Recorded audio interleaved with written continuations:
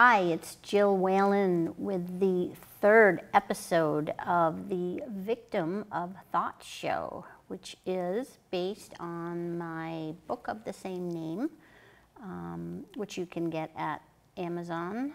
You can get it in paperback or in audio or Kindle format, so wanted to get that out of the way.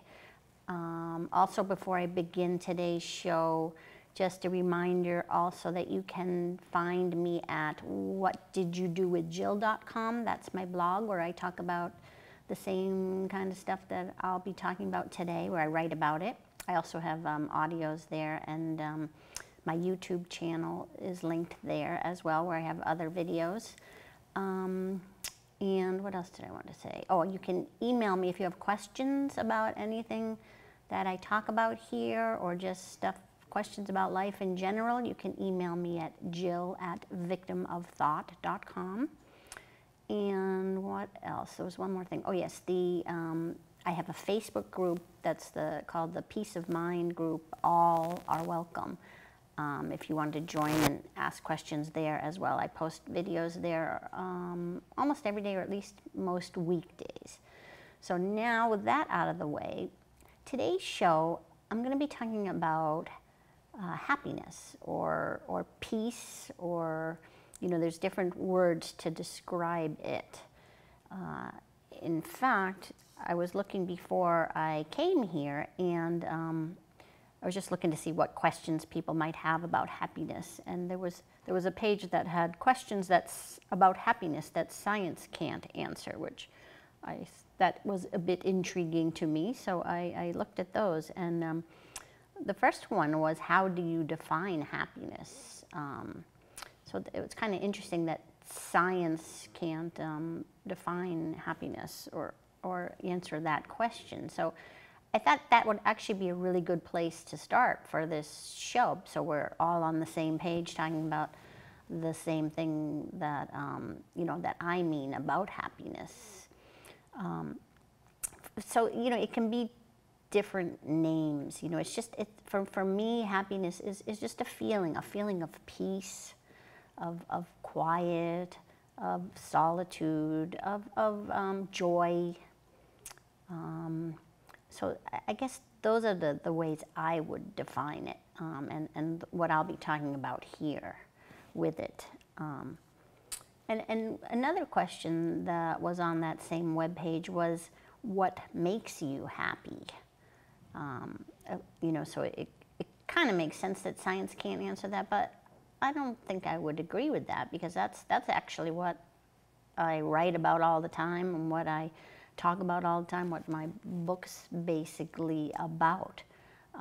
So it's a good place to start with this show today as well, because there's a huge misconception about what makes us happy. Like, it totally feels like it's completely outside of us what makes us happy. In fact, I actually just put money down on a brand new Mazda Miata MX-5 convertible, right? So I've been kind of happy about that. It's red. I'm finally getting rid of my old red Mini Cooper, which I loved, and which, as it sat in my driveway for many years, kind of felt like it made me happy when I used to look out at it. Now that I've had it like 12 years, it doesn't feel like it makes me as happy anymore. That's not the reason why I'm getting the new one, but I just need a new, it's getting old. But when I first got that Mini Cooper 12 years ago, that's what I thought. I thought that the car was making me happy. And it was fun to drive, and beautiful, and red. And at the time, it seemed not as many people had Mini Coopers as they do these days. And so it seemed like people used to kind of notice it, and little kids would point it out on the street when they saw it, because it's so cute and little that kids like it. And at the time, I did think 12 years ago that car was making me happy. Today, I know better. Because if you've listened to episodes 1 and episodes 2 of this show, you'll know that what I talk about, how happiness actually comes from within us. And so what I saw was that happiness doesn't come from outside of us, like new cars, new stuff. It comes from within us. And as I talked about in other episodes, the reason for that is that everything comes from within us. It comes from within us through our thoughts, through thoughts in the moment. So when it feels like our brand new car, you know, is going to make us happy, and it feels so good to be in it, and all that stuff, all that cool stuff. The new car smell, right? You know, the speed of it, everything. It just feels so good and new. But in reality, what's happening is it's coming to us. That feeling of happiness is coming to us through our thoughts in the moment. We happen to just be thinking that's what is making us happy, and so the happy thoughts come. The other piece with happiness is it's actually our default state, which doesn't really seem like it, does it? For most of us, we're living in this, you know, crazy, stressed out world where sometimes we don't feel happiness at all, or we think we don't. We're just struggling, you know, struggling to pay the bills, struggling to do our work, struggling to drive through traffic. And so much of the time we're not feeling happy. So it doesn't feel like happiness or peace could be our default state of mind. But that's because that default state, the peace, the happiness, is getting covered up by our thoughts that tell us otherwise, by all the thoughts about work, our spouse, our kids, all the things that are happening around us. It covers up that default state peace that's really underneath. And so we end up spending so much time trying to get to that place of peace again within us that we think we have to do stuff. We think we have to buy new cars. We think we have to get a new spouse when ours doesn't seem to be making us happy anymore. We think we have to get our kids into better schools. We think I'll be happy when fill in the blank, when this happens, when that happens. And that becomes our mission in life, basically. We don't realize it. It's sort of happening at a subconscious level, because all we want is to feel happy in life. Like that's our it seems like our brain just goes to that as what we do all day long, every day, every minute of the day, trying to feel that happiness. So we seek it outside of us. And one thing, I think I've mentioned this in some of my past episodes, but what I saw for myself one day with a big insight was how life becomes one giant addiction. It's because the things that we love to do, like, so for me, my old work that I used to do, I've been retired now 5 years from it, but I was a pioneer in the SEO industry, helping websites get found in Google, and I just loved it. It just, you know, I loved to be on the computer, I loved doing my work, it was easy, it was fun, and it seemed like it gave me happiness when I was doing it. But what was really happening was, because I was so good at it and I liked it so much, it cleared my mind when I was working. My brain and all the thoughts, you know, I would just be focused on my work. And you probably know this for yourself too, if you have a job that you like, or it could be a hobby that you love.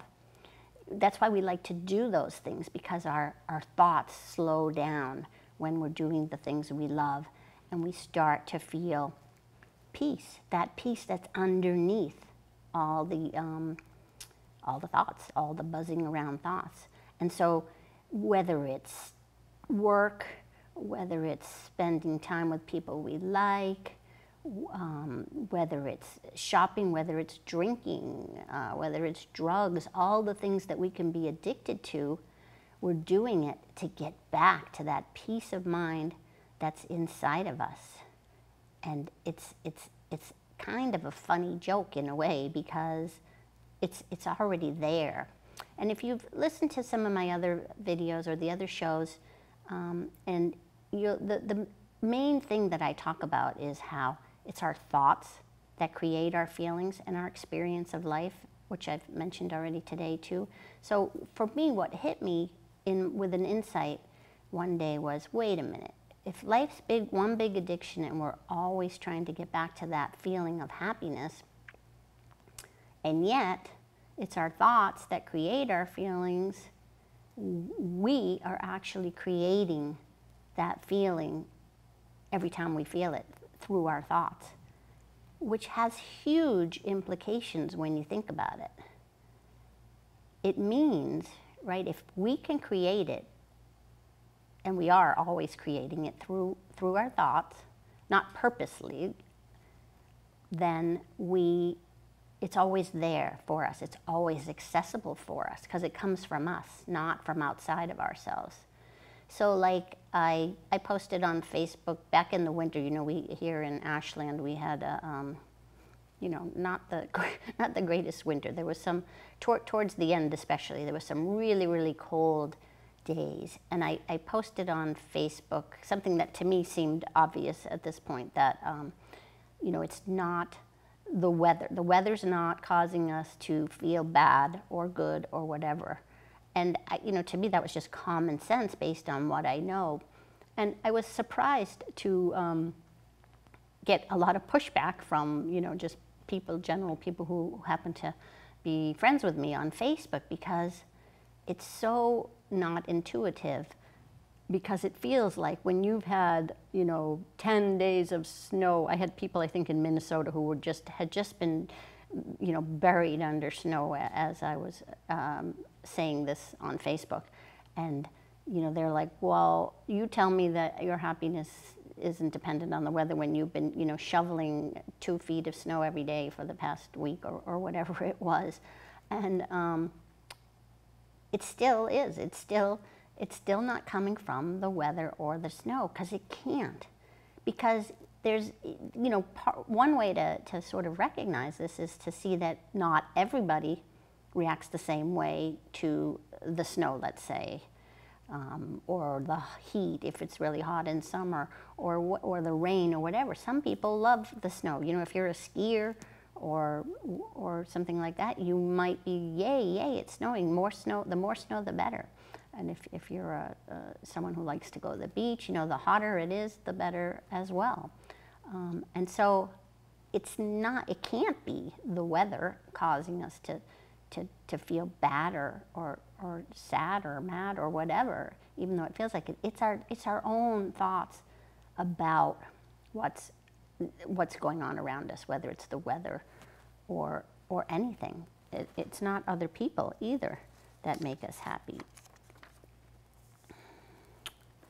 So part of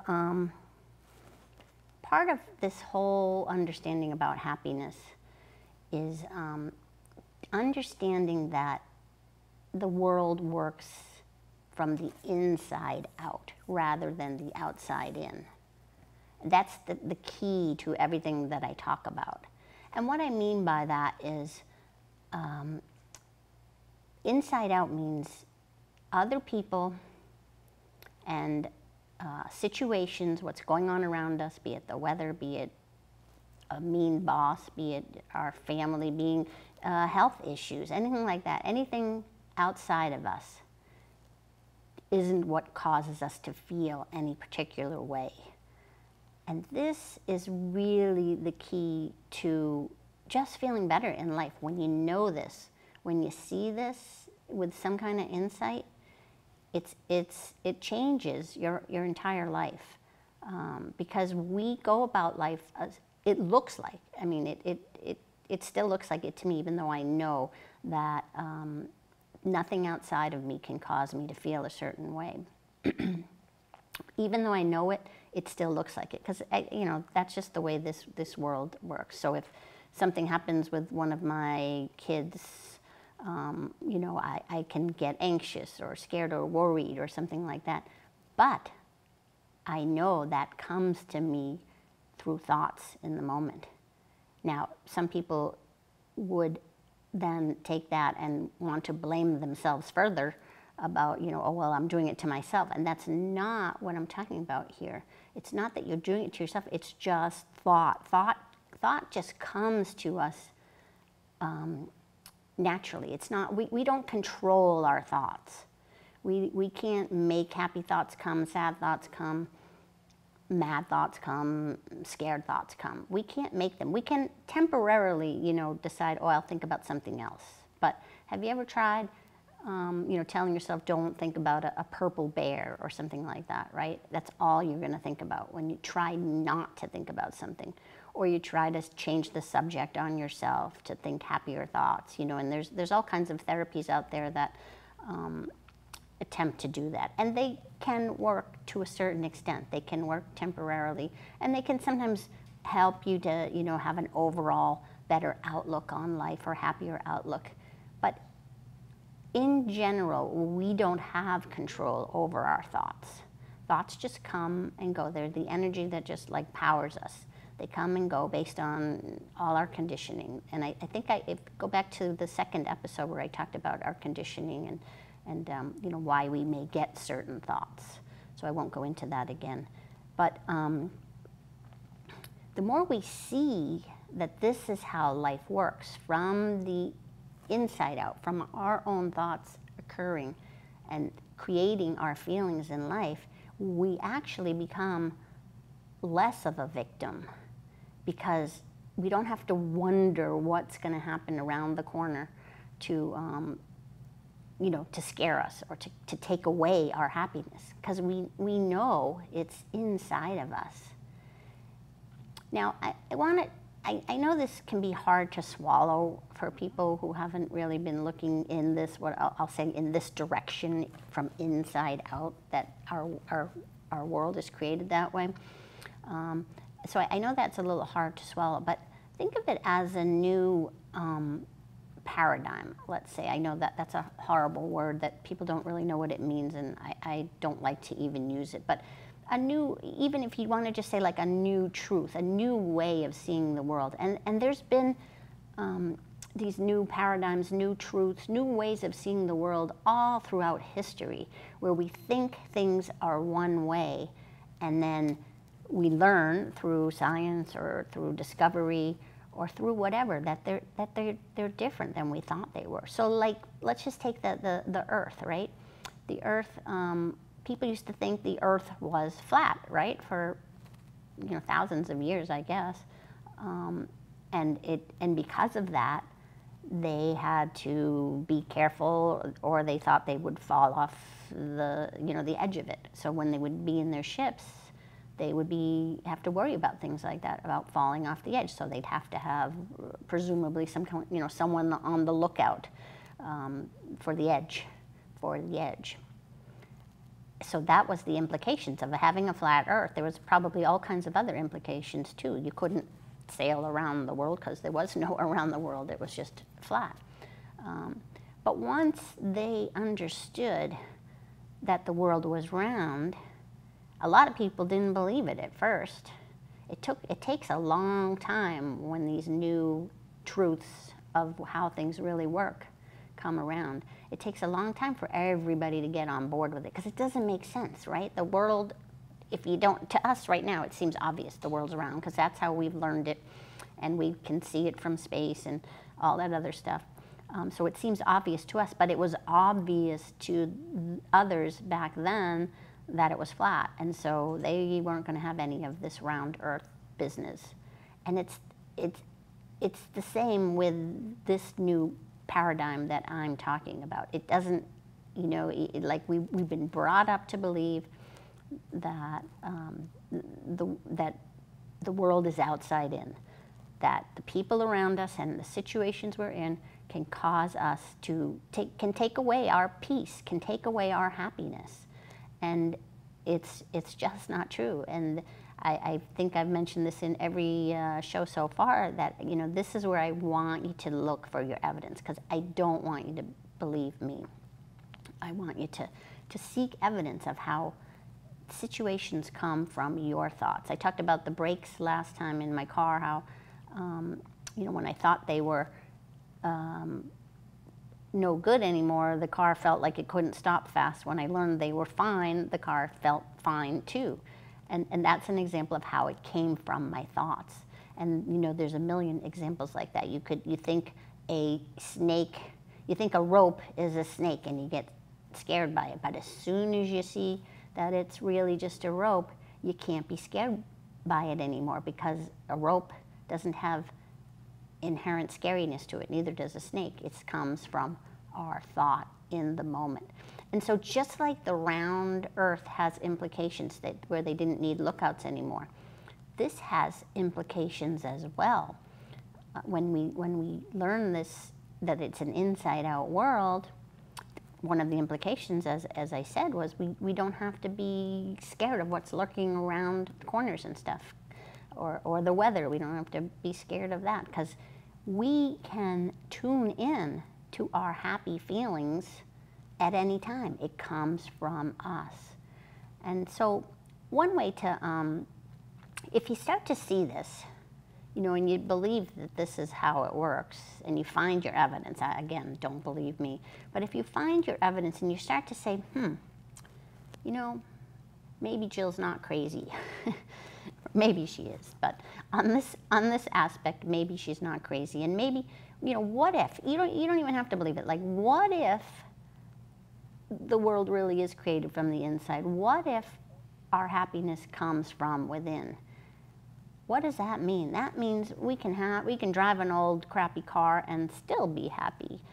That means we can, you know, have a nasty spouse and still be happy. That means we don't need to take drugs or alcohol to gain back our peace of mind, because it's underneath. It's there always. And one of the ways to feel better is to notice when we're not feeling happy.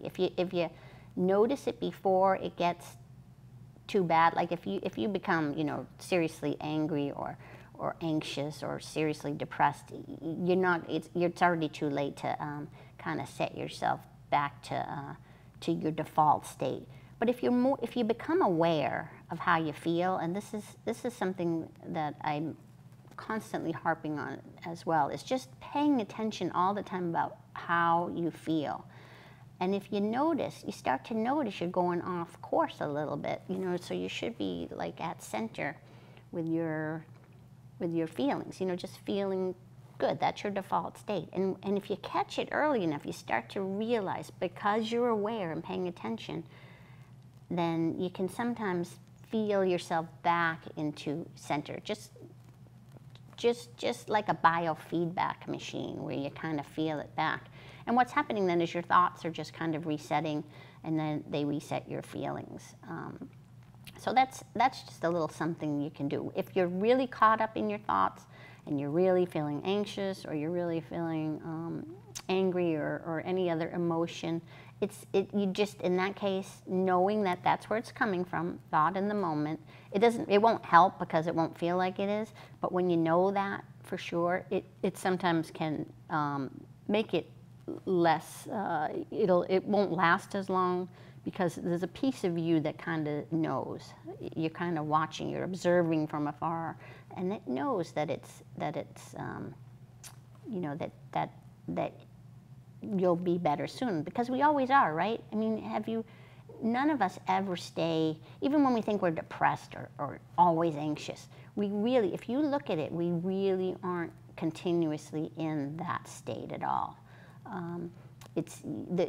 We're very easily distractible. You know, you can hear a funny joke and be laughing in the midst of thinking you're completely depressed or completely anxious. And so that's because thoughts are changing. They're constantly changing. They come and go just like the tides.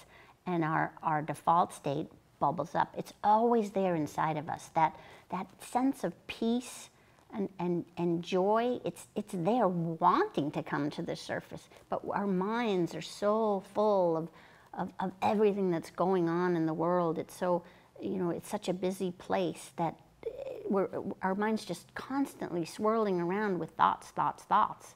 And this too is where observing your thoughts in just as a course of, just as a practice during the day, just noticing, oh, I'm thinking again. It sounds silly because we think we know that we're thinking, but we don't. We don't realize how much thought in the moment is going on in our heads. So if you just take a couple of minutes, every few hours during the day, what's going on in my head, and realizing all that's there. The thoughts can't live with that happening. They're like, I may have said this before as well, they're like shining a light on cockroaches. They scatter.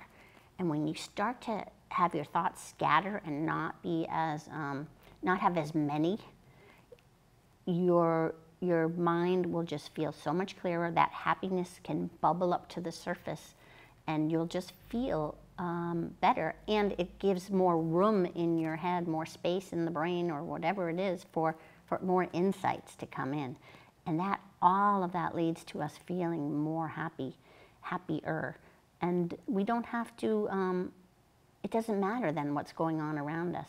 Yeah, we may feel bad by some of the things going on, but seemingly by the things going on around us, but we can navigate all that stuff, all that stress and everything else so much more gracefully when we really understand where it's coming from.